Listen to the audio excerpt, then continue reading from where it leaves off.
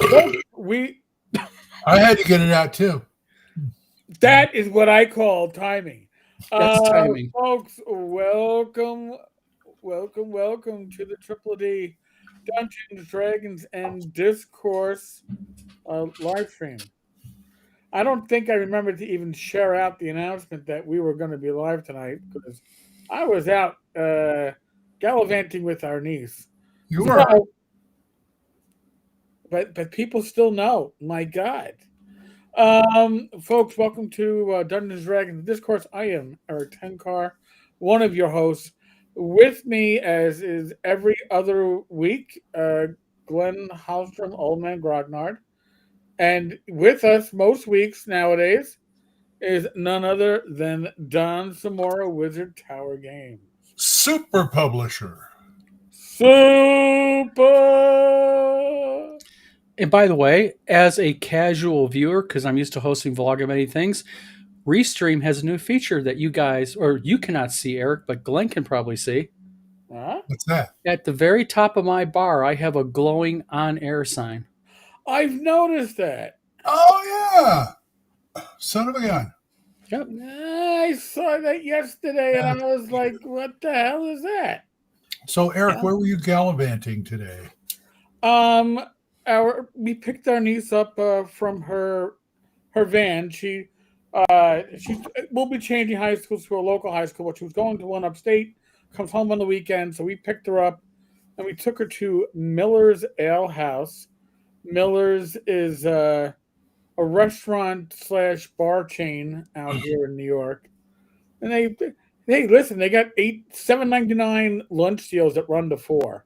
So I mean, not that my niece likes to get lunch deals. She wants her chicken zingers with mac and cheese. She knows what she wants. She's gonna be 14. Yeah, okay. Enough said. Yeah, you just go with the flow and go. I got 4 daughters. I understand fully. Yeah, well, listen. I was doing one of my impressions at the table. She got a little annoyed, and I asked her flat out, "Listen, do you want the uncle that tells stupid jokes, or do you want the uncle that will show up on your date and go into cop mode?" And she goes, "You're both anyway." Oh, Ooh, challenge time. I know. that's rough. That is rough. Roger, I really should go through the chat and welcome everybody. But Hey, Doc. Hey, Doc. Haven't seen you in a while. Sonic Musings, Shellback, Marco, Irk, 1971, Robert, And David, of course. David, Longshot, Doc, and Roger Rebis. Mr. CNY, for those who don't know, just going to throw that out there. You know, one of the cons I will be at this year coming up. Looking forward to it. Yeah, no, it's a really Robert, you're lucky you had 3 boys. I have 1 son. Believe me, it's enough. When my niece was born, I was like, oh, good. I can be the uncle, and I don't have to like deal with whatever I spoil on a daily basis. I can spoil it as an uncle, and then walk away. Best of all worlds, right? I mean, that's As the uncle, yes, because you don't got. I mean, technically, you don't have to deal with a lot of it. And that's what they say about grandparents, too, but it didn't always work out that way. Yeah, see, my problem's I know. You got 4 daughters. Yeah, no, 3 surviving, and all 3 are uniquely their own pain in the ass level. I can, They don't change as they get older. I can see that. Death Angels, welcome. Death Angel, yes, I got your info. I will get in touch with you when it gets closer to publishing time. Ooh. Wants me on his show to talk about the book. Oh, he's got a good show. Does he? Yeah. Cool. Yeah, I'd be more than happy to go on there and yak it up. I might even drag this guy along. As long as it ain't this guy. This guy. Oh, no, I joke, but I'm already doing 4 to 5 live streams a week, not including the occasional afternoon one with Slacker. Glen. I know. Slack. But by the way, Is it retirement fun? it's awesome. By the way, I want to thank everybody. Subscribership surpassed 7,500 today. So I think Wow. at the rate we're going, 8,000 by the end of the year should be very doable. Potentially 10K by CNY, more likely by North Texas, but we will see what kind of pacing we can keep up. If you keep up your current pacing, you're popping what, 500 a month? Before averaging in today is 49. YouTube says I got last 28 days is 515 subs. So if you just average 500, Yeah, no, you're gonna kick that before WizardCon. It ain't? yeah, it's possible. I don't. Listen, everything is who knows. But I will say I've been getting a lot of great feedback on the videos that I've been doing, and I really appreciate that.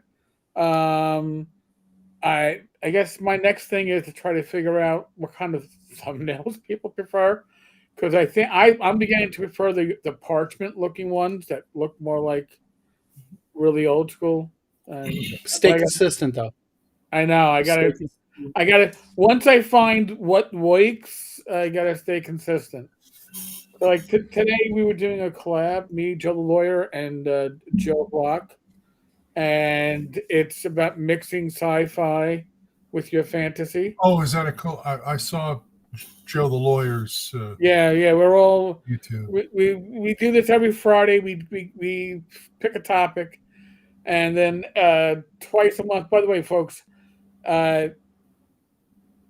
there's no like, unlike Glen and I, who will occasionally take the fifth Friday and run with it. Fifth Friday is not a thing for our Sundays. It's every first and third. So the next Sunday night special won't be until December 5th. Well, the only fifth Friday we did was the Halloween show. So. Right, but we've done like afternoon. Well, Fifth Friday. Well, we'll do an afternoon show. Yeah, afternoon. Yeah. I'm always up. I'm usually always up for an afternoon show. So here's a soft announcement. In January we plan on, for the live streams and obviously the collab before, bringing in a fourth individual. Joe Block has already made a recommendation, and the recommendation is Don. Me? Yes. Wow. Yes, that was Joe Block's recommendation, and well, thank you, Joe. We carried it, with a motion of 3 yeas, no nays. It sounds really official, but it was pretty much. Yeah, Don, you don't have enough live streams. You gotta have more live streams. I need more live streams in my life. Why not? You need to. You'll come in. Well, it'll be one of the Fridays in January. We want to starting next year. We want to get rotate a fourth. Yeah, that'd be cool. And Joe was like, "Yeah, we should bring in Don." Appreciate it. So I was like, I would have suggested that, but I don't like to be the one like suggesting stuff like that, because it's like, oh, I'm only picking my friends. I was like, you don't want to. But then when somebody relatively impartial makes that recommendation, I can go, oh, yeah, appreciate it. Yeah, I'll come. Mr. Carter, I got the answer, Mr. Carter. The answer is yes. Yes, Mr. Carter, thank you. Roger, you hit 103 subs. We got to get your numbers up, man. Maybe we'll bring you into the rotation for early 2026. And also, Roger, WizardCon's website's going live this weekend. Definitely now. We got the kinks worked out. So we'll do, if you want, a share back and forth, but also I'll link your YouTube on our WizardCon page too to try to get some bumps up for you. There you go. I mean, listen, I've said this before. I'll probably repeat this on many of our live streams. This is not a zero-sum industry. It's not a zero-sum corner of the universe when it comes to YouTube. We all of I can't. All right, I'll speak for people in my circles.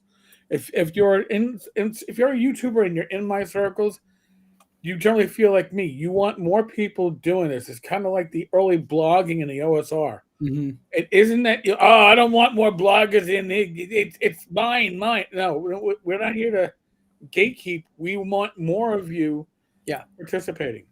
That's my attitude about cons too. Smaller cons is we all need to stick together and help each other out, spread the word for each other, and that's what getting all this up off the ground is all about, I think. Yeah, otherwise we get stomped on.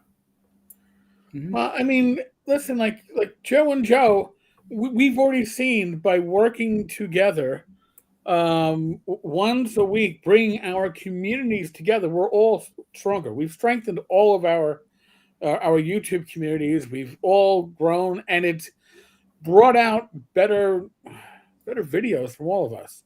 Yeah, because so I really think that growing this community is important. And well, it is, yeah. If you've known me from my blogging days, I've always been about that. So it's just getting a chance to do it. And that's why we do these live streams, by the way. Honestly, live streams. If you're thinking behind the curtain, when it comes to AdSense, live streams don't pay crap. Yeah, this is true. If I make 30 cents from a live stream, it's probably if I make nothing from a live stream, I probably had Joe the lawyer on, because Joe is very good at demonetizing everything.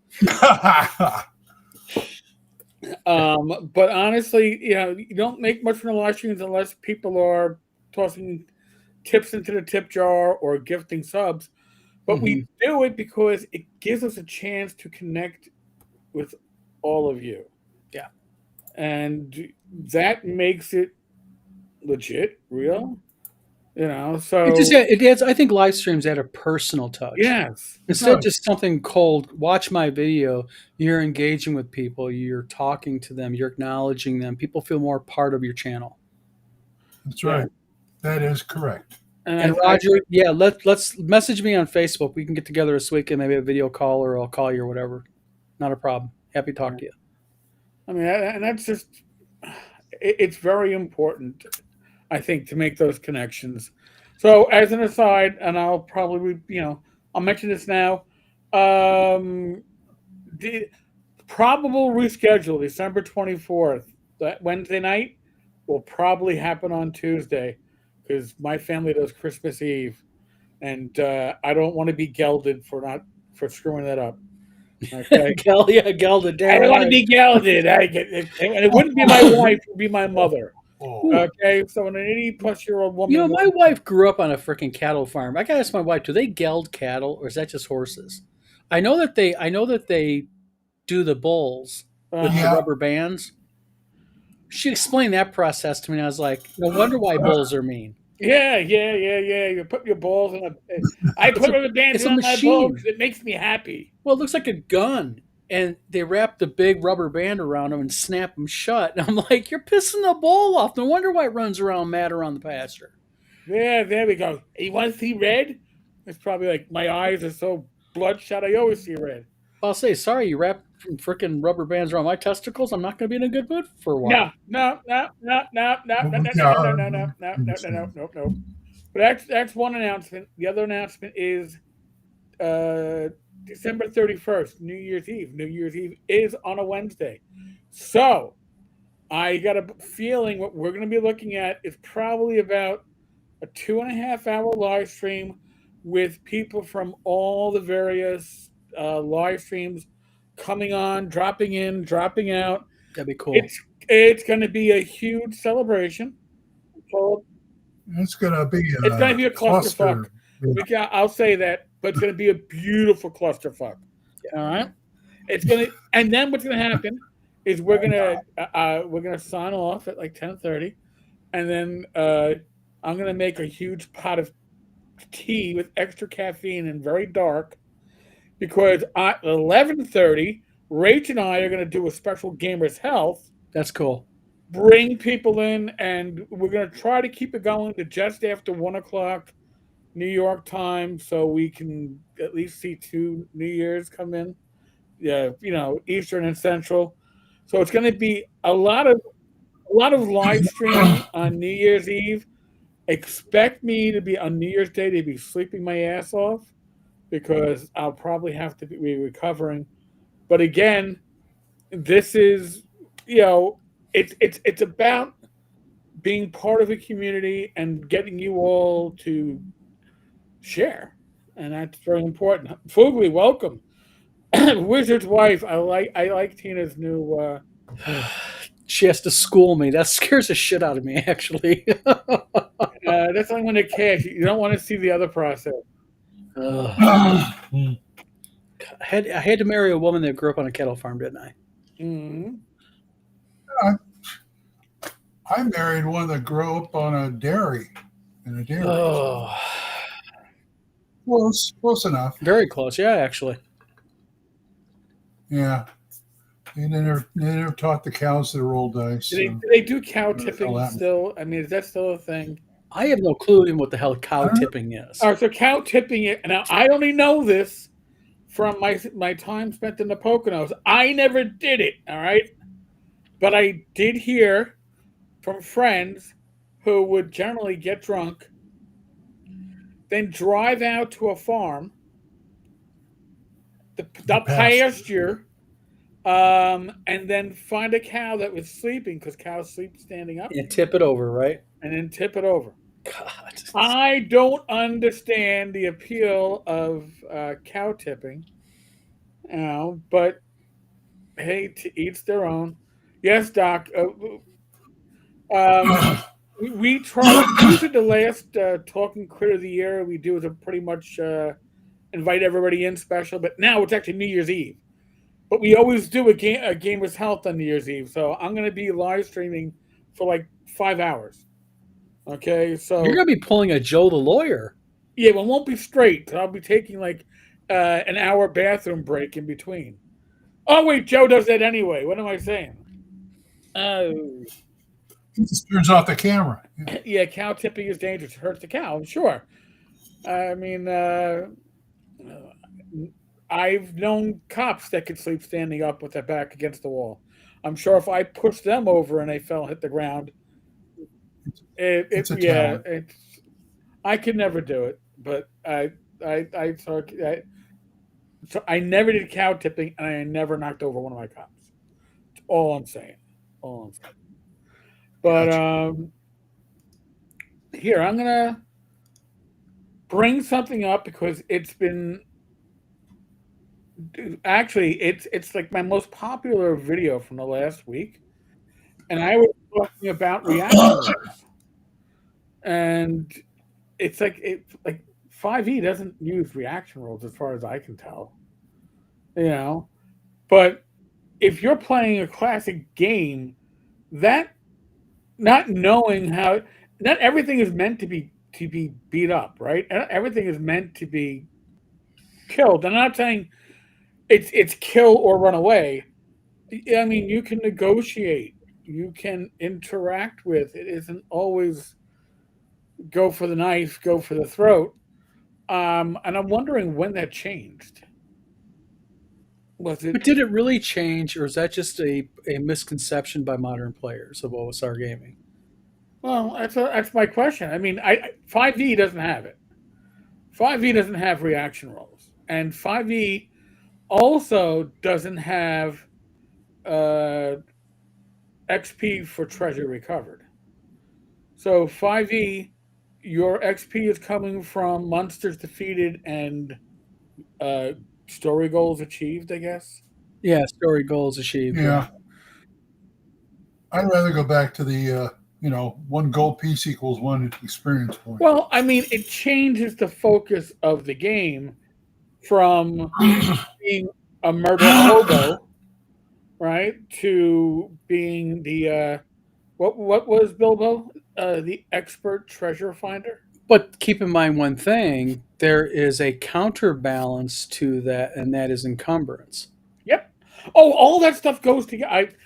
Don, you're hitting on all the videos that I've been, because everything in BX, and I find this amazing, interacts with each other, like encumbrance and Yep. XP for treasure interact, but but encumbrance also interacts with lighting, Lighting, equipment. because you have to carry all that Mhm. light with you, whether it's torches or lanterns.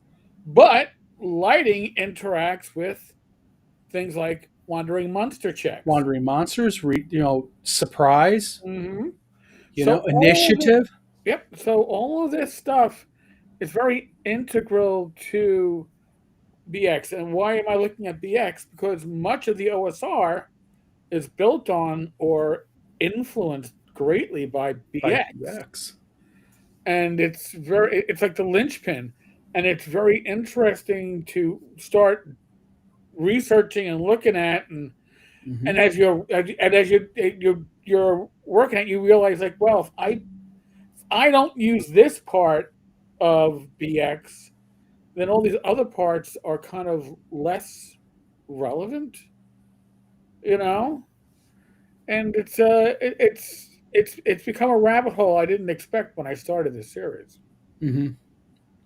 Well, also, a lot of a thing with modern players also is something like Tim Kask even talks about. And I mentioned this quite a few times about him, is he talks about theater of the mind. You know, you don't have to have a rule for everything. Utilize your imagination. You don't have to have a book for everything. Utilize your imagination, and and and also along with that is think on your feet. That's the key to a good DM, the ability to Yep. think on your feet. You may plan that dungeon out or that encounter, and you need those players to go through the third door. How do you get those players to go through the third door when there's three doors? That's good DMing. Right.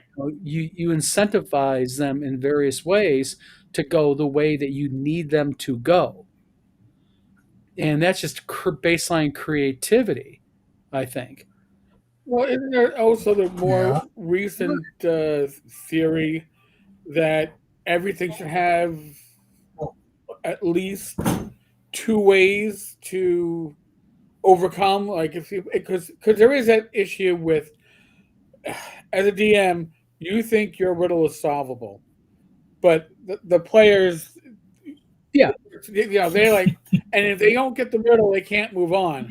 So if you're going to do something like a riddle, you may want to have a secondary method to pass in case your players aren't thinking like. But Eric, but that's the key to being a good DM, is because the situation in that case is, even if you don't have an alternate way, once as a DM that you find your players are faltering, the game is slowing, they're not, they're stuck, and that it's going to trip them up. Think on your feet and figure out on the spot a way to get them to go ahead and be able to move forward. Maybe change it from a riddle. Now maybe you're going to let them maybe notice something odd about the wall next to the face that's speaking or whatnot, Right. And incentivize them to search that area. Okay, let them find the secret door latch and let them go move forward. But Yeah. I mean, you got to be able to compensate for dumb players. Yeah, no, I yeah, mean, you do. Now, there's a discussion going on in the They're out chat there. about XP from gold and how people did away with it in their campaigns, and I understand that. Well, there could be a better system about XP equals Right. gold. I mean, 1 for 1 is nice, but you Yeah, could well, scale it. here's the thing. I think AD&D messed up when they started giving gold out for Magic Treasure, XP for Magic XP's Treasure. for Magic Treasure, absolutely, because that took Because- the game and really imbalanced it. Yeah, because now people are like, well, no, I want that magic. I don't need it, but I want it for the XP value. Yeah.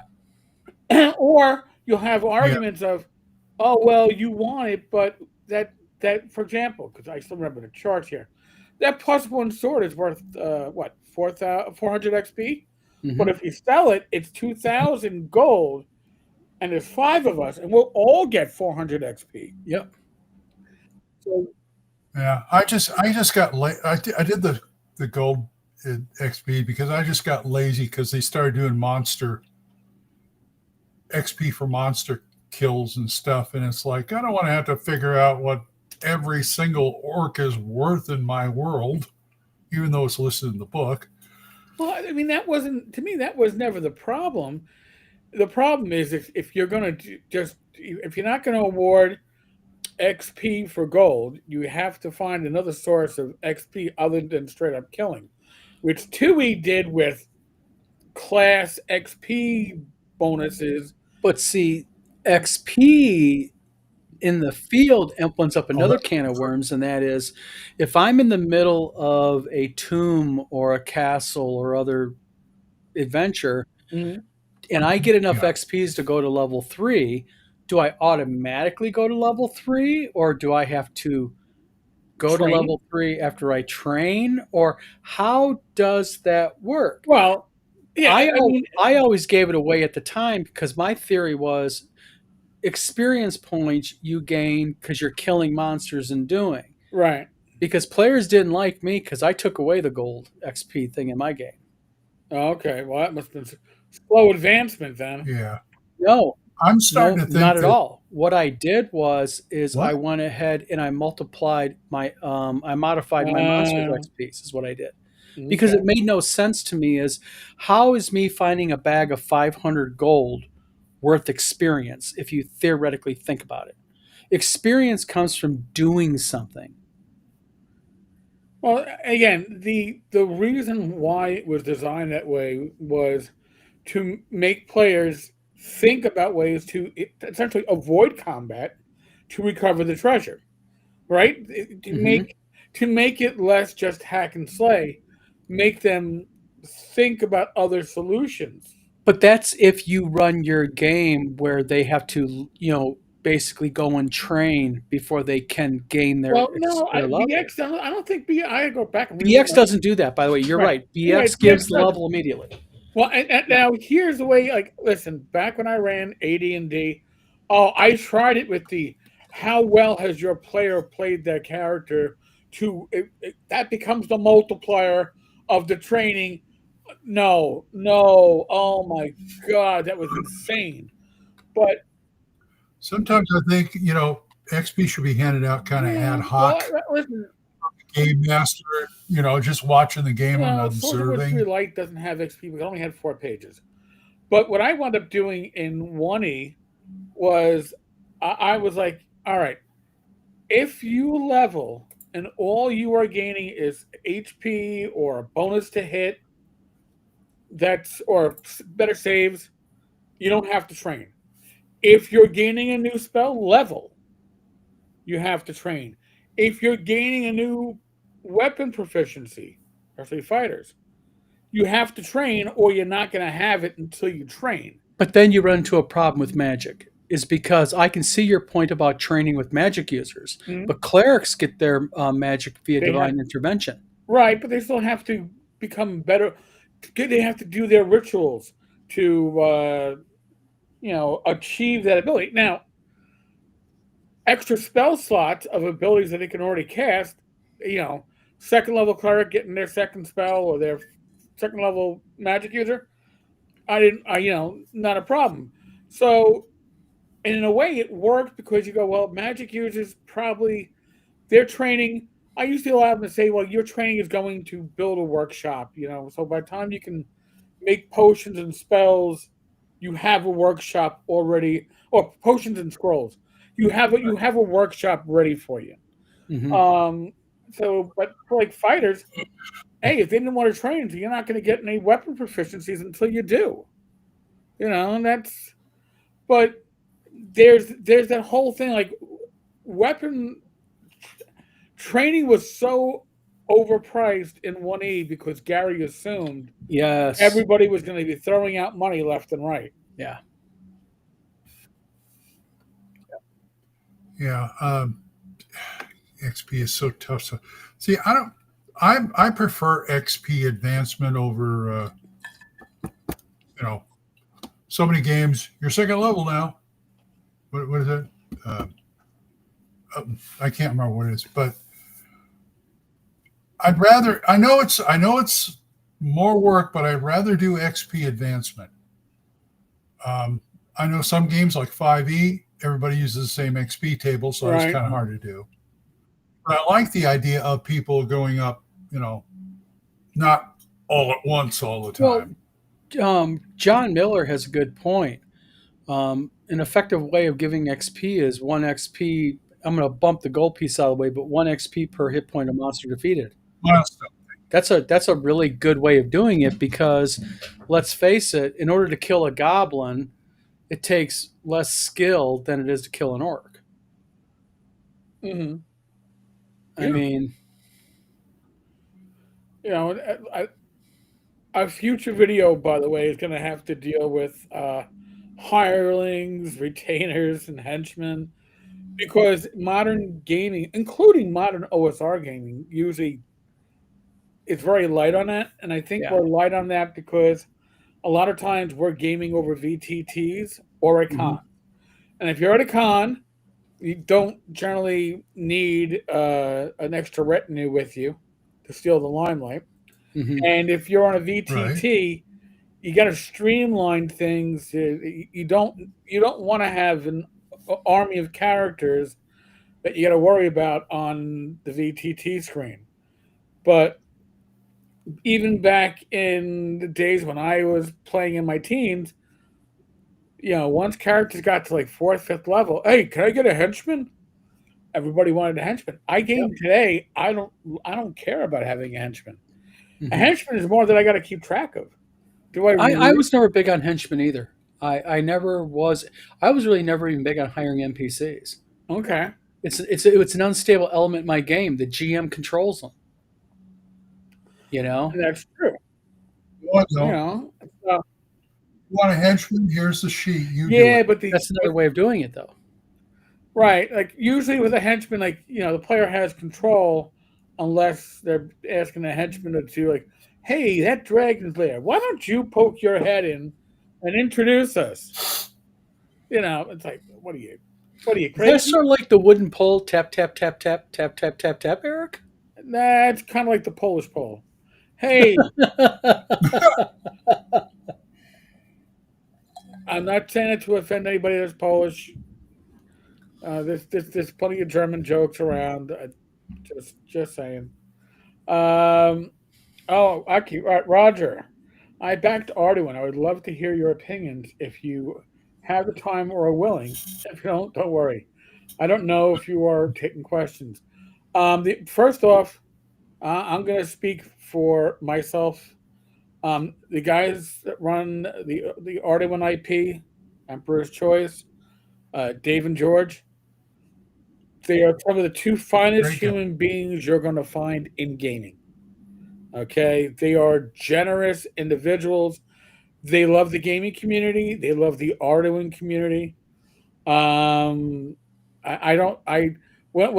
say I don't know how they stay in business, they are that generous that I don't understand how these gentlemen stay in business. Which reminds me, November 21st, OSR Christmas. I got to get my OSR Christmas stuff together. They've already reached out to me. If you back that Kickstarter, you're going to know what I'm talking about. That huge box in that acrylic storage display case, they're going to be donating one for OSR Christmas. Oh, wow. Nice. Ooh. Okay. They always go not just a step and a half beyond everybody else. They go the full 10 yards. They are great gentlemen. So just wanted to preface that. So when I start fanboying on Arduin, you know that I really enjoy these gentlemen. And by the way, they were at CNY last year. I got to hang with them, and they are pissers in person as they are online. So they're great people. You have to start fanboying on them again. Yes, no, anybody that dealt with them is like, yeah, they are awesome fellows. Yes, they are spot on.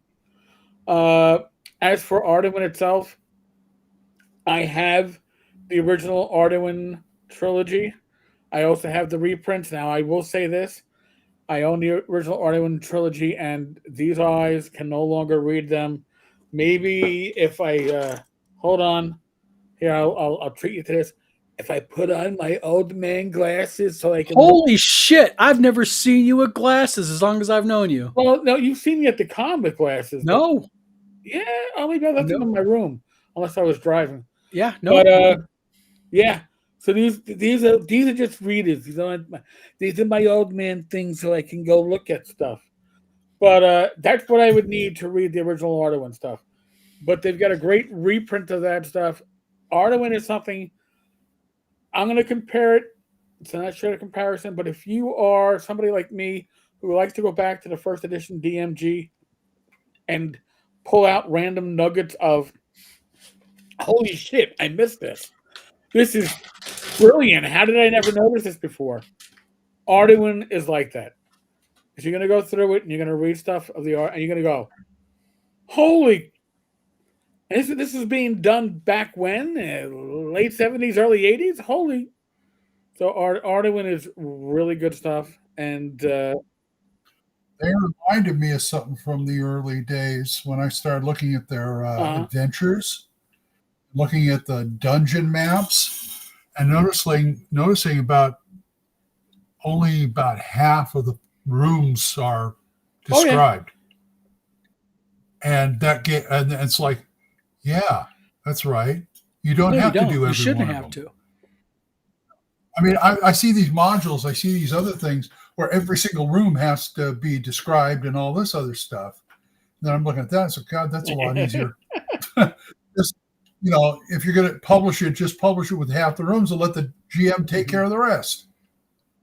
That's the whole point anyway. I think, what did Gary say? It's like 2/3 of the dungeon is empty rooms or something like that. But now that being said, Dwemer Mount. Okay, I beta tested Dwemer Mount with with Joe the lawyer, and Joe the lawyer tested that. Yeah. All right, so here, I ran a small group through it, and Joe was one of them, and we went to a few things. Like we had the room where the Phantom guys are like playing chess. Mm-hmm. And they were like, the whole party was like, what the fuck is this? What the fuck?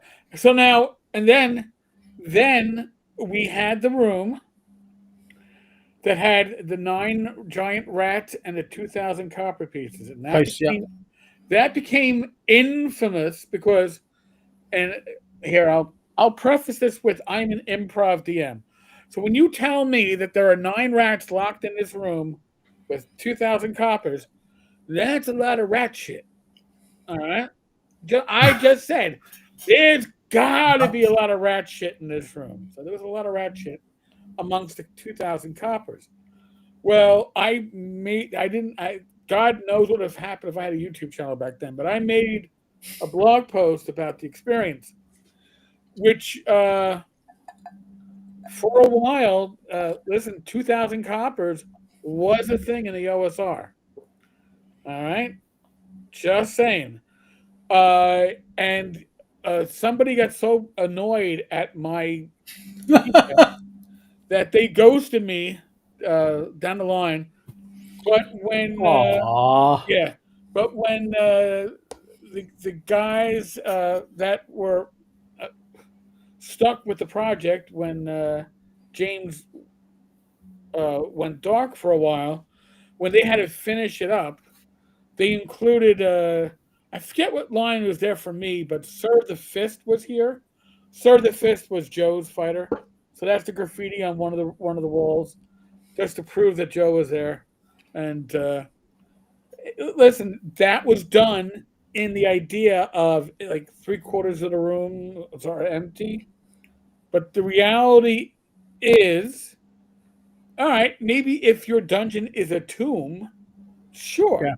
But if your dungeon is a living environment that's being occupied, it's different. It's different. And for something that large, it's extremely boring.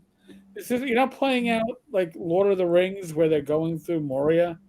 This isn't that, okay? Mm-hmm. You know, your players aren't looking for that experience. They're looking for excitement, even if it's to run away and to live another day. They're looking for excitement. That's exciting. Rat crap normally comes in dry pellets. I got nothing for you. I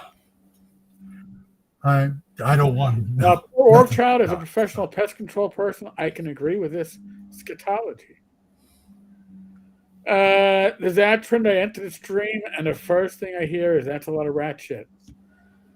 Only on Tenkar's Tavern do you get quality programs. Yeah, folks, you can't pay for this entertainment. You probably wouldn't. That's right. You probably wouldn't. But I'm telling you, you can't. This is free. I mean, think about this. We're 3 adult men sitting here on a Friday night talking about rat shit. Yes. Roger, I have players that would scrape up to 2,000 coppers and rat poop to bring it back to the town for 20 XP. You'd have to give them 10% bonus for scraping off the rat poop. Yep. That's dedication right there. Doc, rat piss may be a bigger problem, especially once it breaks down into ammonia. I love these educational videos. I'm learning a lot about rat shit. Yeah. See, gaming is educational. Yeah, I used to have a community on G+. The tavern's community on G+ was 2,000 coppers. I mean, think about it. Doc Cross just taught us some basic chemistry. Mm-hmm. That's right. Mommy, did you know rat piss breaks down to ammonia? Good for you, Susie. And knowing is half the battle. Foogly, 9 dirty rats and 2,000 dirty coppers. Shellback. All right, you got the comment of the night. I got the membership, Eric. I am paying for this entertainment. Very true. And more the merrier. We thank you. We thank you. And if you pay a little more, we'll get Bad Mike on here. So Bad Mike's on vacation. You don't, is he? Bad Mike is always on vacation. It's like every freaking month I come on and watch your video. Bad Mike's at some resort. Well, okay, so here, usually he's at some con. So he's at the on the Gulf Shore of Texas, but he was showing a video with the camera before we went live, and I was like, "Dude, did you bring your whole comic book collection?" Because all I see are these like magazine/comic boxes lined up on the table. He goes, "No, we're here for a couple of weeks. I brought my work with me." He still has his eBay store going. Oh, yeah. So I mean, good for him. 2,000 coppers. That's a lot of dead Leos. Well, it depends. Are the coppers cops or are the 9 rats dirty cops? I don't know. Or not. Usually the rats are also dirty in addition to ratting out others. You start a rat on a stick franchise, I guess. That's a good reference to Discourse. I like that. It's also a reference to Tunnels and Trolls. I realized that too. I had that module on the shelf. Rat on a stick. Judges Guild. Rat on a stick. And you know what? Aside from the joke, the Rat on the Stick franchise jokes in the dungeon, it's a damn good dungeon. It really is. Bad Mike, man who searches through a room filled with rat shit for copper piece he finds. He's right. Piece he gets. And yes, he's here for 4 weeks. He had a Mike. Where did you bring your cats with you? That's the question that I want to know. Mike, I've been trying to call you. Will you answer your phone once in a while? I mean, I know you're on vacation, but you do have a phone. There's rat pucking as well. Foogly, is that a typo? I was getting ready to say. I'm just I've heard of weird stories with gerbils. Are we now? Is that like what we got out here at the Oklahoma, the new? Yeah, I knew. Yeah, you stick your you had to bring freaking rat or gerbils into this. Now we're going to make Richard Gere jokes. Yeah, no. Oh, your mom watches your cats? All right. Okay, that's The cats watches the rats. just checking because I know your cats need a lot of attention. They need a lot of mic love. Yes, see, it's a vacation. My cats demand too much attention. I knew it. Dogs do too, only more aggressively. And call oh boy, rat shit is bad, but a room full of troll shit would be a big regenerate, right? So, I mean, would a room full of troll shit be non-ending? Wait a minute, that's the question. Does troll shit regenerate? Yes, I don't know. Okay, I got a new occupation from an ex D&D character. It's going to be he's going to be a fertilizer. There you go. He's a muckraker. Literally. Yeah. Okay. Troll shit raises the best. Does the best. Whose car's roses. getting repoed? I hear the frickin' tow truck backing up in the background. I know, somewhere by me. I have no idea. Listen, I actually saw that from my window one night. I'm in my bed and it's like 2:30 in the morning. I hear I'm like, I look out my window and I'm like, holy shit, that's a repo man. And he's, They're not like, fictional. damn, he was in and out in like less than 3 minutes. Yeah, I think in New York he's smart to be in and out within 3 minutes if he's taking somebody's car. Yeah, no, I would have to agree. Mike, we once had an NPC who traveled with the part who was the mentor, an ancient Asian man named Tujiro the Wise. His sayings were legendary, usually made up at the spur of the moment. That works. Just with the part who was their mentor. It was like a head. I'm sorry, I'm just fascinated about the whole thing. Would troll shit regenerate? Dicky Skull, known as AKA Skull, says he calls it cave soil. Okay, as opposed to a cave troll. Yep. The life of a repo man is always intense. You're absolutely right, Doc. It would be a good fertilizer gold mine. I need to introduce you to a friend of mine, Franklin Fertilizer, has a Renaissance poop show. Only Fogly. Well, yeah. Yeah, it would be. I don't. I know, like, what. Wasn't there an island in the Pacific that was all like bird guano and it was mined for a couple of decades? It was like pooping gold.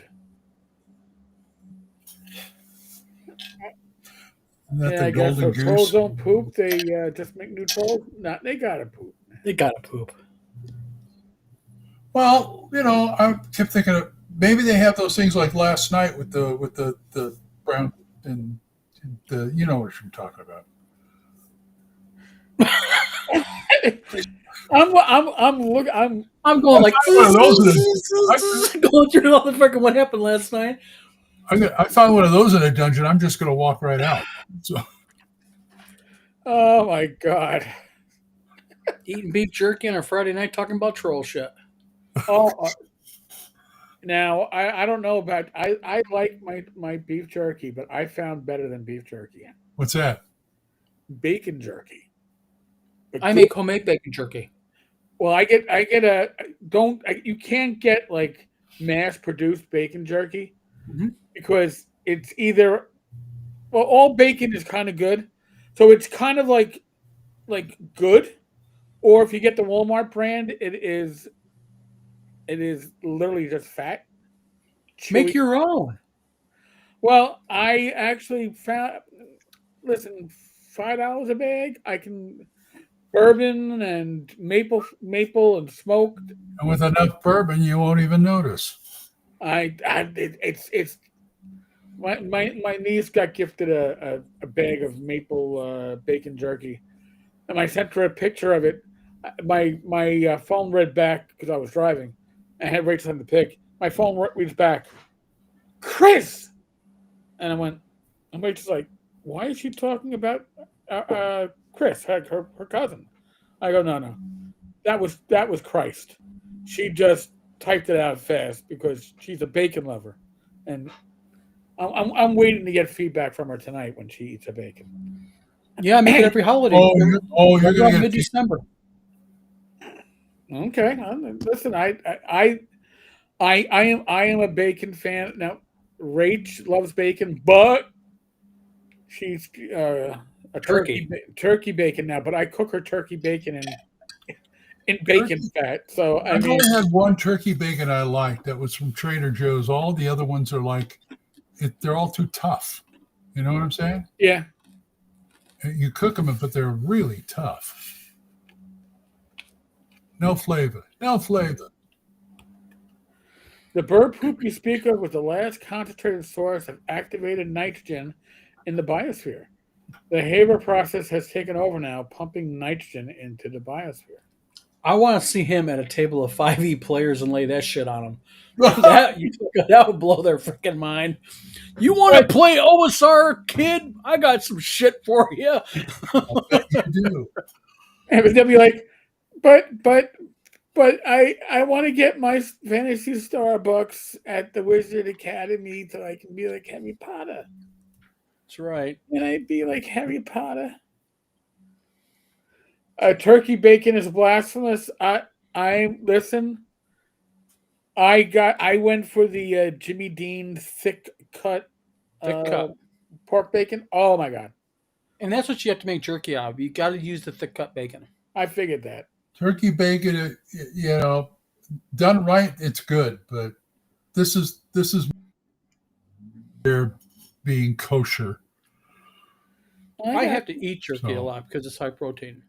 Right. I got to keep my protein up. Oh, oops. But you're back now. Yeah, you're back now. That's okay. So I bad. I want to know if I rebooted. Yeah, you studied there for a second. Yeah, you didn't do a full Xylon. You just kind of did like a shutdown. Welcome to Triple D. Oh, basically. Max Headroom. Yes. Well, let's prove that we're old. Blast from the past. Max Headroom. Oh yeah, that was a good show. What part of the turkey does the bacon come from? The chopped part.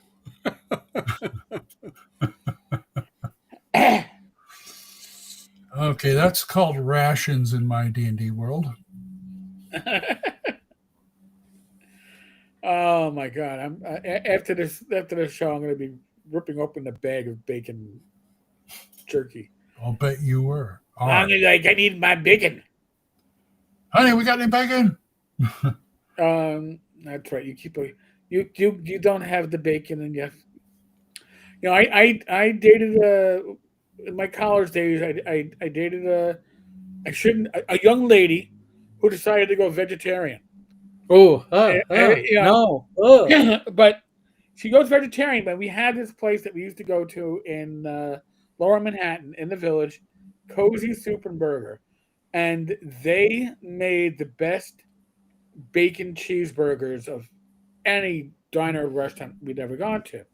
So I was like, well, I guess that's off the list. Nope. Once a month, she would go and she would have her bacon cheeseburger. I'm like, you're allowed to eat this? She goes, it's not a religious restriction. It's just a dietary restriction. And I'm allowing myself once a month to enjoy it. I'm like, okay.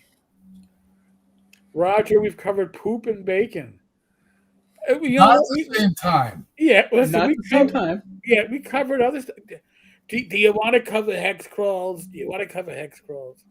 Turkey legs are a staple at Ren fairs. Let me tell you, when I was dating my older girlfriend, we were so poor. It's like turkey legs were our go-to food for.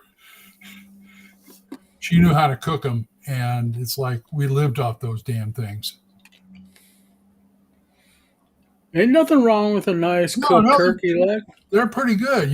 She'd cook them. She'd grill them up and have some barbecue sauce there. That's damn good. Mm-hmm. All right, Bad Mike went deep in. Bad Mike, did you go into the? I was about to say the anal stuff. Did you go deep into like ChatGPT on this one? The Guano Islands Act of 1856 allows the United States to take control of unclaimed islands containing guano deposits in the name of the United States. And they can be located anywhere. Mike, you are a very welcome source of useless fucking knowledge. I am glad it wasn't me that found this.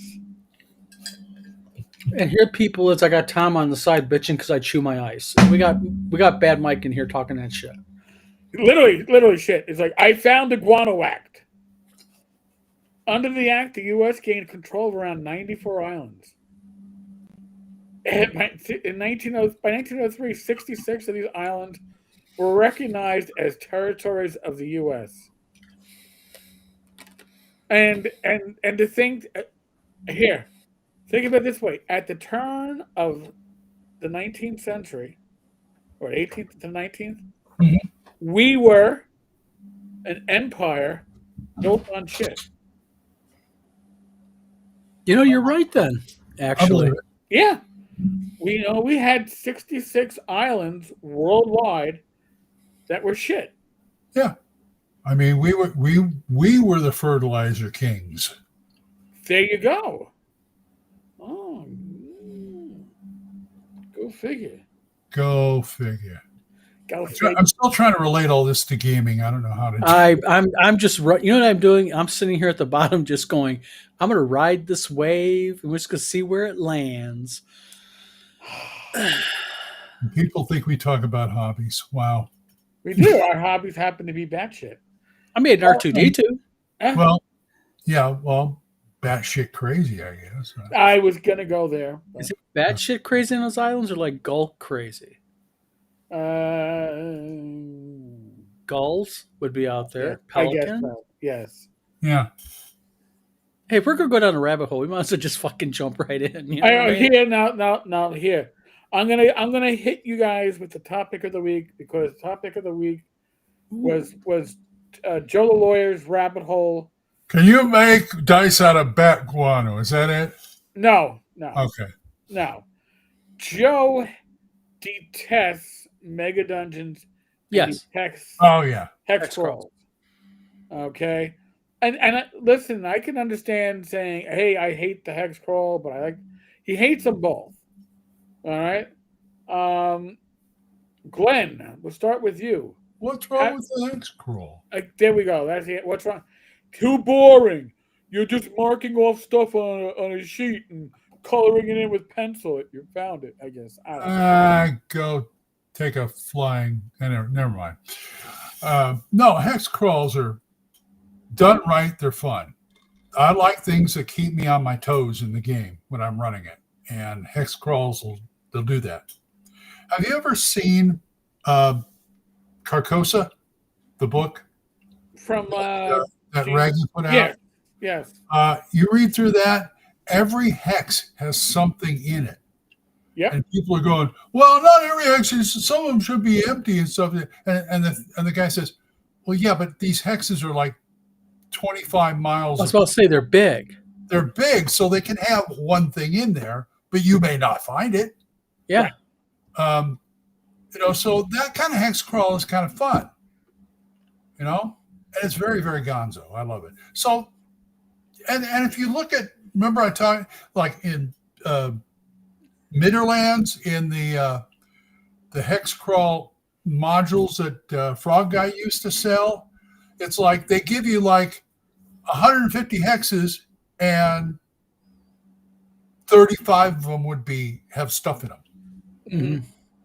It's like, we'll put stuff in here. You want empty ones, fine, but you do the rest. You want something in it, you put it in. Mm-hmm. Type of thing. So yeah, that's why to me, that's why I like hex crawls. All right, Don. What about you? I actually prefer mass big dungeons. Okay, but hex crawls, you can take them or leave them, or you. I can take or leave a hex crawl. I mean, it's not. I admit I'm not a fan of a hex crawl really. Okay. I prefer either like something based on a large city or a nice big deep dungeon. But I could play a hex crawl. It's not that I hate it, and if I was offered to come to a game and the hex crawl was what it was, I would probably have fun with it because I think a lot of times, because keep in mind, even a big dungeon crawl can be boring as hell if the DM ain't doing it right. I mean, anything, Sure. a good DM makes the game, I think. Yeah, any game could be that way. Yeah. What about point crawls? They're even more abstract. I'm not a fan of them. But then again, I'm a real big firm believer that it all depends on the DM because I'm not big on Monty Hall type games. I like to be able to think. I like puzzles. I like to sit there and have to think through my game. But I've had Monty Hall games where I've had a lot of fun because the DM is really into it. I mean, they're very creative. Right. So, and I know a lot of people that hate like big city games. They're like, well, it's like, no, if you got a good DM and you got a good foundation, that's what makes the game, I think. But as far as hating a game or a game that I would not play, no, I'd play pretty much anything. Well, I think that you got to match your DMing style to something that works for you. If you're a DM that hates mega dungeons, then you should never run a mega dungeon. Yeah, exactly. If you hate hex crawls, you probably shouldn't be running a hex crawl. I understand it. As a player, I think if a DM likes a mega dungeon and I don't lean toward him, I think I'll have a great time because the player is going to be experiencing something that the GM really is geared toward. So, you don't want like your GM, your DM who's heavily in favor of mega dungeons running a hex crawl because the players beg for a hex crawl, but the DM hates hex crawls. So, because the players are now all going to be like, "Oh, this sucks," because it's going to suck. All right? And one method I came up with a long time ago is what I call the Rosy Adventure, and it's a hex crawl. And this is usually works best when you have a campaign that you're already going on. But you can start it this way. The compass rose on every map, north, south, east, west. Right. Put a hook, north, south, east, west, anything. Stuff you did, a module or whatever. And then say, which way do you want to go? And they say, okay, we'll go north. All right, you're heading towards whatever you got planned. And then they go so many hexes, they have random encounters, whatever. They haven't got there yet. And then they stop. And next week you go, okay, north, south, east, down. They're going this way. So do you still want to go? No, we're going west. So they're going to go towards this. And then people say, what about northwest, southwest, south? That's when your GM creativity comes in. Yes. You got this going on over here in the north. You got this going on over here in the west. So either you combine the two or have something else or whatever. And you keep doing that. And then, they've got stuff to do. And the game works as far as I'm concerned. That's my take on it. Like back in my early days of gaming, it was episodic, right? Like you didn't really have I never experienced a campaign world. I was only had here's your dungeon, here's your dungeon, here's your dungeon. And then the Greyhawk folio came out, and then it's like, wow, here's a huge part of the world, but it still didn't show you close up part of any of the world, which is what you would need to run a hex crawl. You even understand what a hex crawl is. So we ran a lot of episodic. It wasn't for me until I got picked up RuneQuest 2. I was in my, I want to say freshman or sophomore year of college convention at Columbia University. Don't know what it was called, but the one of the vendors had the RuneQuest second edition rules, and the book was a little. It had the high end removable book cover, and the book cover was all dog eared from shelfware. And he had Pavis and Big Rubble. The boxes were still sealed, but were in horrible shape. Got it all for $20, and I ran a sandbox that summer for like I don't know 3 days a week for like 8 weeks. It was amazing. Nice. But I didn't realize I was running a sandbox. We didn't call it that back then. Generally, it was a lot of fun because Pavis and Big Rubble allowed the players to go to a city and at the same time explore the ruins. You had different storylines that were built into it depending on where the players were and what time in the campaign it was. But that opened my eyes up to the possibility of doing what we now call a hex crawl or doing wilderness adventures and exploration in D&D. And I think that's, we look back at our early days of gaming and how we gamed back in the 70s and 80s or 90s. It's not the OSR as we run stuff now. It's an idealized version of what we ran back then, and we got to acknowledge that. I think, because if we ran it like our teenage, brains ran, much different, yeah, much different. No, we did away with XP for a while. Oh yeah, I saw this in somebody else's campaign. Every session is a level. It works great. Wow. Summer later. My wizard's 22nd level. This is awesome. Yeah, it wasn't legit, but it was awesome. Glenn, you okay? Yeah, I'm fine. Okay. Allergies, but I'm fine. Yeah, no, I'm glad to have allergies now after having a cold for 2.5 weeks. Anybody want a cat? It's free. Well, maybe I already have one. That's why I have watery eyes. This thing's needy. It's needy when it wants to be. Other than that, it's fuck you.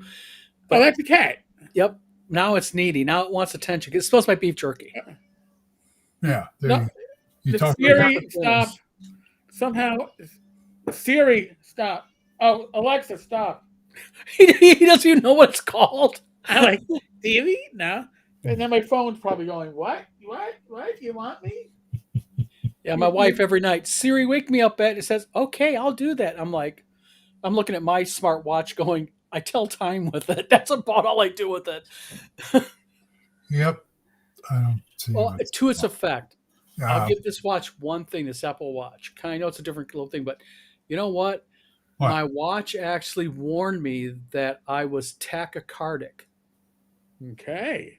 And I ended up going to the hospital. This is back in July. It actually pinged me going, warning, high heart rate. Really? Yep. The first time I'm sitting down, not at the computer, not in the shop, not the print shop.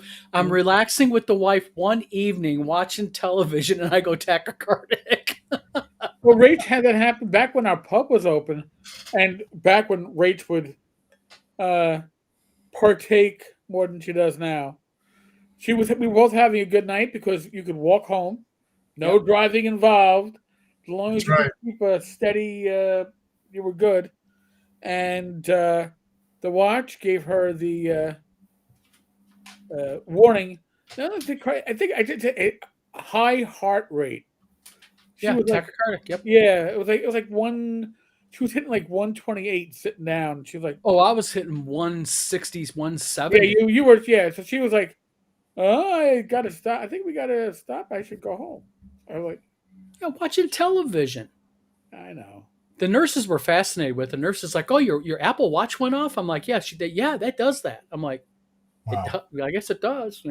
I like it to track my walking for exercise purposes and stuff. And my wife uses hers for everything. She tracks her sleep. I track my sleep too. I get any older, I'm gonna have to get one of those, I guess, just to. You know what? I just miss my simple analog basic watch. This thing is way too high tech for me. It'll save your life one day. It'll save your life. It possibly did. Yeah. My favorite part about the Apple Watch is these damn bands, because every watch I had in my life before these Apple Watches came out, and they had these nice little bands, I would hate typing with them, especially at work, because the damn band would always hit the table, and it was like, ugh. You see, I hated the bands. I like a large format watch. I actually bought one of the inserts, so my Apple Watch is like a regular watch. Nice. I just don't like the Apple. It's too. I like a heavy watch. Always have. I like a large diameter watch. Oh, no. I went without a watch for years. I just used my phone. Yeah, that's what I do. As a cop, did you have a watch? Yeah, as a cop, that was part of your uniform. I used to go through so many watches. I stopped wearing them because either I'd break them or they'd run out of juice and I wouldn't replace it. Casio F91 is that the one that like you can press the button to put the light on so you can see the screen better? I'm joking, Raj. I'm dating myself. Back in my teenage years, I used to have a calculator watch. That was a couple of years ago, Glenn. Death Angel, other companies offer smart watches, and I'm being facetious. And I'm not talking the Pebble, okay? There are phone companies that do Android that have watches, I think. Don't you have an Apple phone, though? I do. I'm just saying that Death Angel, he doesn't like Apple. Flamingo? But, that's okay. But yes, I have an Apple. You can see there's my screen. That's how I defeat any wife aggro when she gets mad at me. I'm just like, hey, just look, you're on my phone. Doc. Android, Galaxy. Here's Doc my Flamingo. He just became a member. All hail. Nice. Which reminds me, I got to update the members list. It hasn't been updated yet for. I'll get it done maybe this weekend. I should have a lot of free time this weekend. Rach is going to be going to a singing bowl therapy workshop. Sounds like a lot of fun, Eric. You sure you don't want to go? Yeah, So here's the thing. It's in Manhattan. So I already told Rachel, listen, I love you dearly. But if I drive you into Manhattan, I got to pay a toll to get in. Then I got to go home and then pay another toll to come back. You'd be better off just taking an Uber. So I have a stubborn wife, so she's going to take the train. No toll. Back in the day when she would do these training sessions in Manhattan, I would drive her in, drive her back, kill a few hours, but whatever. But man, they just rob you blind in Manhattan these days. So I was like, really? Yeah. They charge you a toll to get into Manhattan? No, even worse. So there are still free bridges into Manhattan. But the moment you go south of 60th Street, they hit you with a $9.50 toll.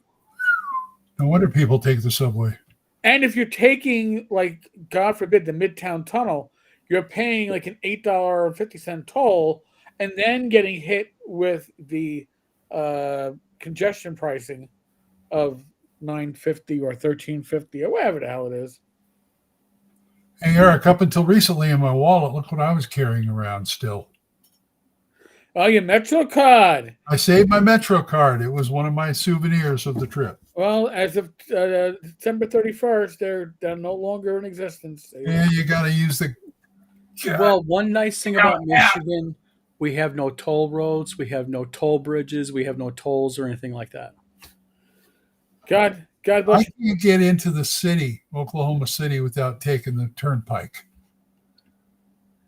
So I don't know, but I know that you just once you pass over the Michigan border, no more tolls. Yeah. So, like, most of New York State seems to be going to the cashless tolling, which really means they just fired all the toll booth clerks because it's like, we're just going to take a picture of your license plate, and if you don't have an easy pass, we'll bill you. Yeah, oh, we got that when we went visited you and Rach. Yep. I got this freaking thing like 6 weeks later threatening to take my license away because we didn't pay our toll. Yeah, that's and do that here with the Turnpike. Yeah, and Don, let me explain to you how that works.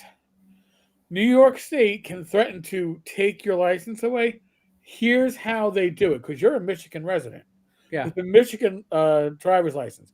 So what New York State would have to do, and they've done it, is that they would actually issue you a New York State ID number and then revoke it. So, dude, this is how it works. So your driving privileges would be suspended in New York State. Doesn't carry anywhere else. So you would be suspended in New York So State. my New York driver's license would be suspended. Yes. However, I'm operating with my Michigan driver's license, which is legal in New York, isn't it? Right, but if you get stopped in New York State, they're going to run you your license, and what's going to pop up is your New York New York State ID number, and it's going to go, excuse me, Mr. Samara, it says here that you have one suspension on 0 dates because you never actually were issued a physical summons or a court date, so it's 0 dates. What's going on here? Well, I didn't pay my cashless tolling. Oh, well, your privileges to drive in New York State are suspended, which supersedes your Michigan license. And then you are subject to whatever they wind up doing to you. When I was on the job early on, suspended license, given the bracelets. And then it became, we're arresting too many people for that. Write them another summons. I don't know what to do now. I got hit with one 25 years after I had left Chicago. Now, that Chicago is one of those cities that's more corrupt than New York, so God bless. I had to pay it here. It's been more than 25 years. When I was married to my first wife, I got it leaving Chicago. I got a whatever, I forget. I was on my way to get my brakes fixed, and they weren't fixed, and the guy pulls me over. You know how Chicago works. And it's like, I thought I paid it off. I wrote a letter to whoever saying, because that week we were leaving for California again. Leaving permanently. And, I think I got a letter back saying, yeah, whatever, goodbye. And then when I moved here from California to get an OKC license, did you know you have a fine you never paid back in Chicago? I said, yeah, that was like 35 years ago. Well, you're going to have to pay this before we can transfer the license to, here's the money, fuck off, Oh boy. Because at the time when I got it, all the states weren't connected that way electronically. Right. But now they are, and they saw that on there. Yeah, I got this notice, and my notice actually had a picture of the ass of my Kia with my personalized Wizard Tower plate. Wow. I was like, that's pretty damn. I was actually kind of impressed, actually, at first. Oh, yeah. Well, so now a lot of areas have gone to Easy Pass or Fun Pass or Zip Pass or whatever they call their pass in the car. But, like, if you have, like a New York Bridges and Tolls Easy Pass, you get a discount on the Bridges and Tolls. Yeah. But I don't think you get a discount on the Port Authority Bridge coming into New York because it isn't, it'll recognize it, but it won't give you a discount. It is ridiculous. But I have a Pike Pass, And, it's basically you go to the website, throw money in it, and it's got a thing on the car where it reads it now. And it's like you have one of those, or if you don't have a Pike Pass, they will bill you. Okay, fine. Unfortunately, the Pike Pass is the cheaper option. It's like I'm going down the Pike and it says, okay, for Pike Pass people, it's $1.50. And then for for what they call plate pay people, it's $4.50. Well, they want you in their system, and I know, it's like, Jesus. That's because the plate pay people mostly don't pay. Well, yeah. I mean, that's why that pricing is going that way. And to get to the city in any kind of, quick way, we have the turnpike. We have to take the turnpike. Here, I'm gonna give you a New York City observation / joke. So all of our buses, they have digital signs now. When I was younger, they had signs you had to like crank and rotate to change the. Oh, I remember those. No, we have digital signs. Oh, I see them. And the digital sign would say like, Q58, Ridgewood, Flushing. But then the rotation says fare required. If you got to tell people that there's a fare required to take a bus, that tells you how many people are not paying their fare. Yep. Wow. And by the way, our incoming mayor wants to make that $2.90 fare free on buses. You still have to pay for the subway. But he wants to make buses free. Why? Because they're already not paying, I guess. You want to not make it technically you don't pay for that should be petty larceny.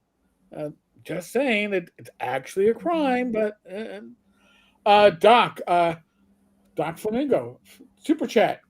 Yay, thank you. I wore a cuckoo watch for a while, but I kept getting poked in the eye by it. Doc Flamingo, do you happen to know Doc Cross? Because that's a Doc Cross joke. Glenn will agree with me. That's a joke I could see Doc Cross making. I cannot debate you on that. Yeah, you see, somebody who would run tune. Yeah, hey, yeah. And he does a damn good job doing it too. Hell, he wrote some of the supplements. Probably also. Death Angel, let me explain to you the price to cross the George Washington Bridge into New York City is $18. The cost to go into New Jersey on that bridge is $0. You always have to pay to leave New Jersey. You never have to pay to enter New Jersey. I got to ask Joe Block that. There's something about that. Yeah. You take the bridge across the Delaware into Pennsylvania by Milford. It's like $2 now, but it is free to go into Jersey. You only got to pay to leave. Okay. It tells you a lot about a state when you only can leave it by paying money. Entrapment. Oh God. What part of the cuckoo is the bacon? Doc Cross says it's not a joke he would make, but it is a good one. Oh well, yeah, I'll give him that. I was giving you credit for being the tune master. And I apologize. I didn't do it well enough. Me? Dad jokes? Never. No? No. You would never do it. I tell regular jokes. You want to hear my favorite joke? All right, let's hear it. Okay. And I don't know, I've been telling this for a while. I'll tell you everything. Why is Smokey the Bear, why doesn't he have any children? Because every time his wife gets hot, he hits her with a shovel. That's why I love that joke, because it takes people about, at least at the max, 30 seconds to go, and then they laugh.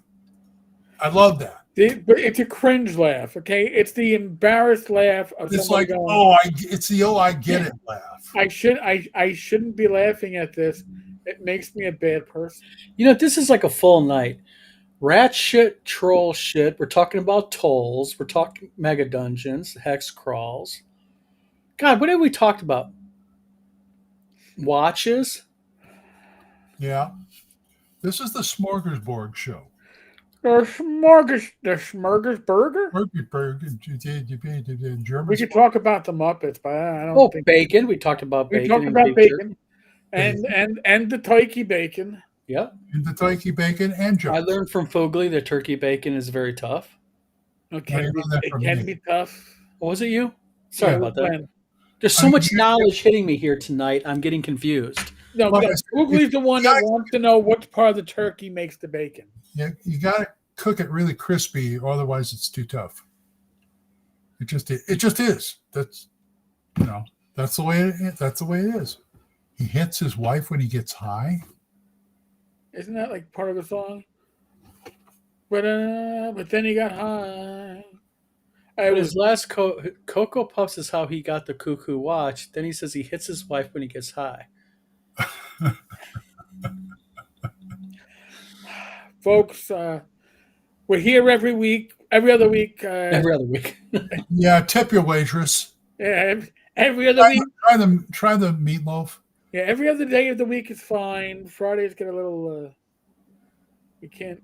Who jerked the turkey? I don't know. Well, no, that's Don's show. The Jamaicans jerk the turkey. You want jerk the meat?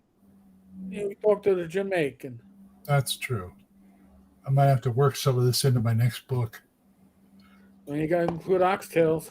I'm not doing any rat shit. I'm telling you that right there, that right now. That's the crunchies. Ugh. You guys are driving me crazy, and I'm already crazy. All right, did I derail us? I mean, I could try. Oh, Eric, we got derailed 5 minutes into the show tonight. Folks. All right, so here, this isn't a hex crawl, but it is a sandbox. Yes. All right, because we've gone everywhere and anywhere. Oh my God. And we followed every little piece that you all dropped in the chat. If it could send us in a random direction, God, hold on. Smokey the Bear doesn't have any kids because he hits his wife when he gets high, is what I heard. Well, you heard wrong. Doc Flamingo, I lived in New York City for years. I will never set foot there again. 58 years of my 58 years here on this earth, and it's getting closer to pulling that ejector cord, but we haven't quite gotten there yet. But I will only go into Manhattan. I'm going into Manhattan next week with Joe and Joe. We'll see who else to go to complete, but. We don't do Manhattan often. Doc Cross, Glenn, you need to advertise your live streams. I keep missing them. Yes, you do. All I do is I just start it up, and I just trust YouTube to, say I'm there, because I don't have any regular schedule, and I wouldn't know how to do it anyway. Do I just go on Facebook saying, "Hey, I'm on a live stream in 5 minutes"? Yeah, go on Facebook and include a link to your live stream. It's like, hey. My live stream scheduled for 1 hour from now. Get your asses in gear and see me here. Well, I don't know if I can, if I don't have a link, I don't have a link. But, because I don't use this restream stuff. Oh, you're not scheduling it. I got you. Just tell people that you're going to have a live happening at noon today. Here's the link to my channel. Yeah. Find me. Okay. Because it's people always click the link and they go to what you do is you click on the live tab, Glenn. Yeah, I know. And save the live tab's notice, the URL, so they don't need the link really to the actual live because they see you. Fair enough. I will. I'm old, but I figure it out eventually. You can. We're just trying to be there for you, my friend. Thank you. Glenn is irregular. Yeah, TMI. For once, I'm gonna say I hate TMI, but I'm gonna say it this time. TMI too mucho. Too mucho informational. Yeah. Well, anyway, I will try and let you guys know more regular, especially you, Doc Cross, if you buy my book. No, I'll just do it anyway. I'll do anything to sell my book. Well, not anything. That's bad. That's Russian for please go to Glen's YouTube. Okay. Robert, thank you for hanging with us, by the way. Yeah. Thank you, Rob. Yes. Take care. You learned a lot tonight, as we all did. Mike told you all about the shit act. I mean, not the shit act. We had the bad trivia show tonight. Yeah. We had everything you want to know about guano, but we're afraid to ask. Until Columbo came on the show and said, "Excuse me, one more question. I almost forgot to ask you. Where do you store your shit?" We even made gunpowder with it, I learned by Mike.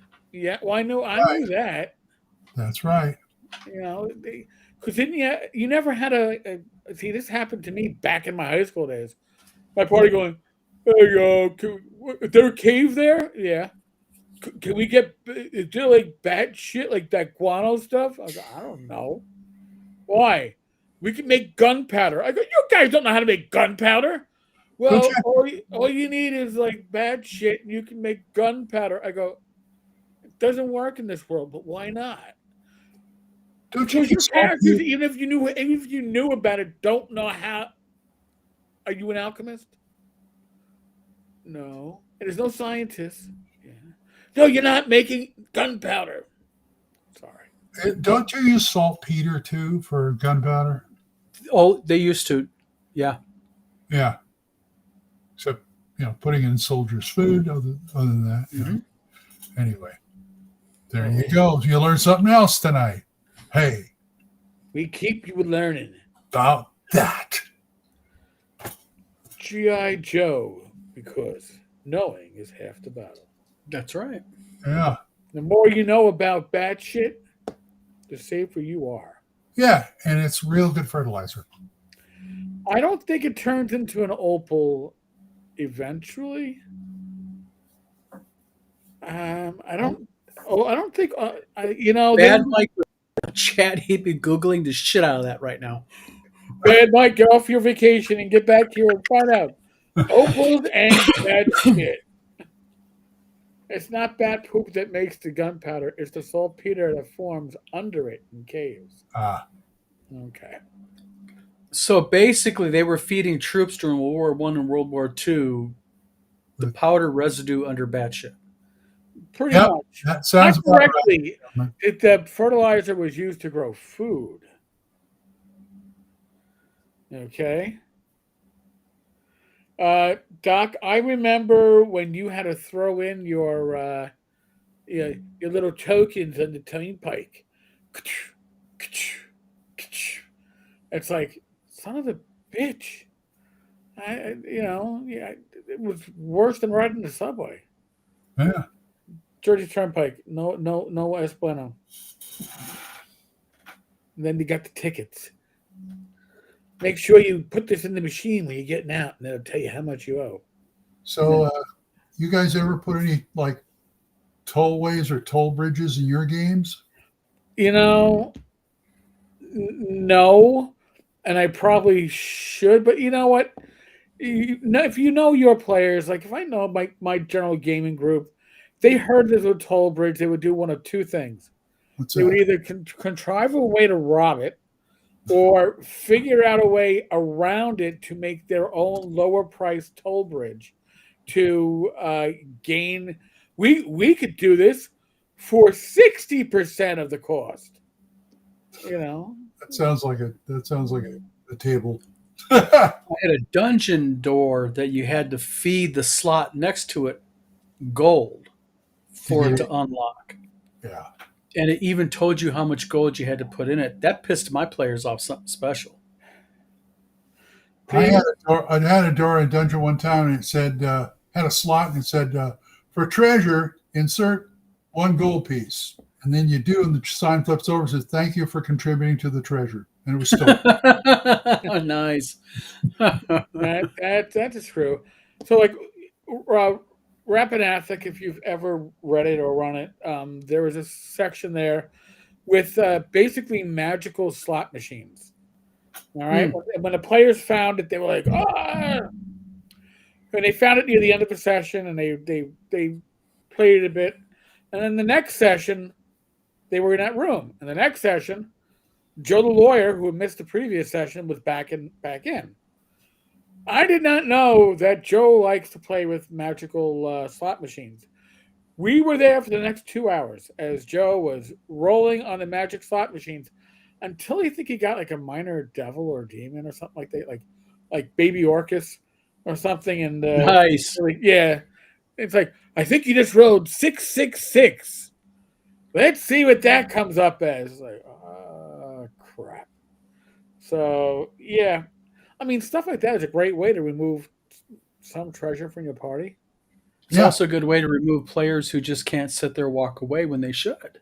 Well, dude, you want everything? When you say something like that, I think about my old Thursday night group with Matt and Brad. And okay, here's the scene. Playing Labyrinth Lord, barrow maze. We're in a barrow. We open up one of the barrow rooms, pull the curtain. It's just a curtain. There was a wraith there, and it caused fear. And Brad's character booked out of the hall. Okay. And we close it again. And he says, okay, I'm going to do it again. He opened that room 5 times. I got to the point where I was giving him a concussion, hitting him on the head with my sword hilt, going, boom, you're not running. He's just like, I know there's something in there. I got to get past that. It's like, okay, man. All right, go ahead, get yourself killed. See, Shellback has a good idea.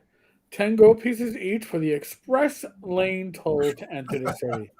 The guard says that the parties go into the city guard thoroughly and slowly through the wagons and carts.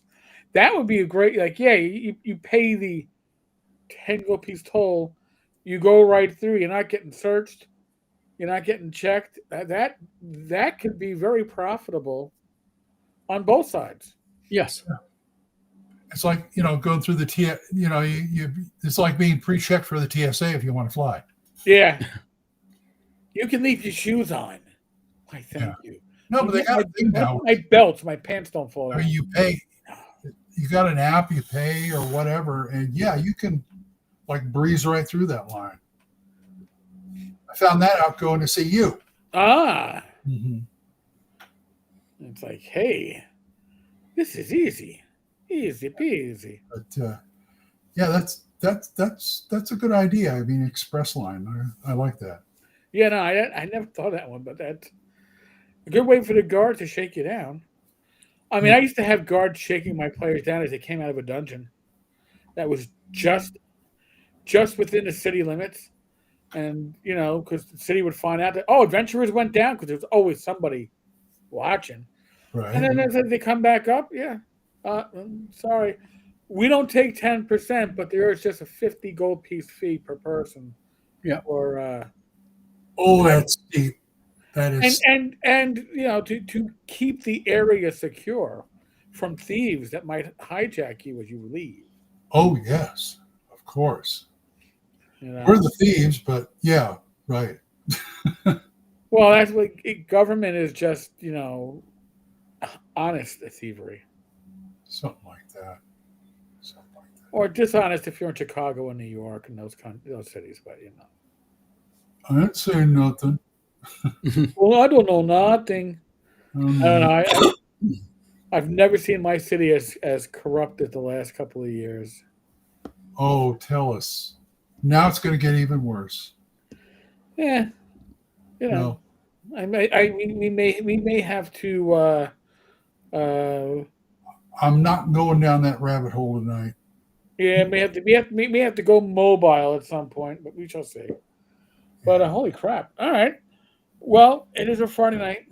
We're coming up on the hour and 45 minutes. If they ask you for the 50 gold pieces, just tell them you're going to Jersey. You're going to no. You're leaving Jersey. Not Going to Jersey is free. It's always free to enter Jersey. You got to pay. The dungeons in Jersey, you got a problem. Yeah. What? Wait, you want to go into the dungeon? You want to leave Jersey to go into the dungeon? You got to pay. Just saying. We need. Everybody needs. Anyway, you were saying? Oh, folks, I am going to. Again, I was talking about the Wi-Fi before.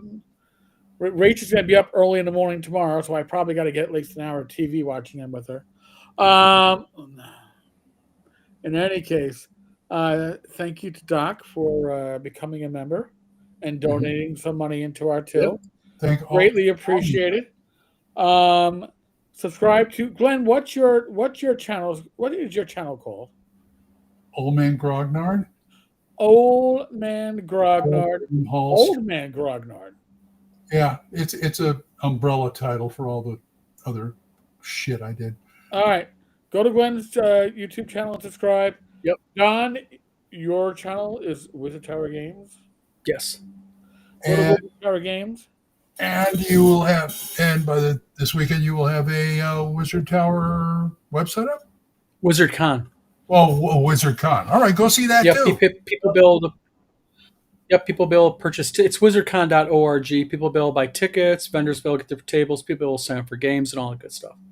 So here, folks, I'm going to if you want to see some of the people that you see on the screen, Don and I will be at TotalCon in February. WizardCon, hopefully all three of us in April. I'm counting. I'm hoping. North Texas, all three of us, first weekend of June. We're picking up names now. We should get kickbacks on these following weekend is CNY. Don, are you going to be at CNY? Yes. Following weekend, CNY, Central New York Con in June. And then I will follow up in ShireCon in September. So if you want to see us, if you want to tip us in person and buy us a beer, or cow tip us, I guess. No cow tipping, no kicking your hosts here. Okay, that's not allowed. Yes. Real quick, Agile Monk. I have not got your call, but I've been on this video for a while, so let me get off here. I'll have to look at it, and I'll be able to respond to it either late tonight or tomorrow morning. So, in any case, that's where we will all be this coming year. If there's any changes, any updates, any additional cons, I'll let you know. But I think my limit's about 5, so I'm like there. Thank you to all. Everybody, this chat was hugely, bigly huge and active. And can't thank you enough. Be safe. Be well. God bless. For others.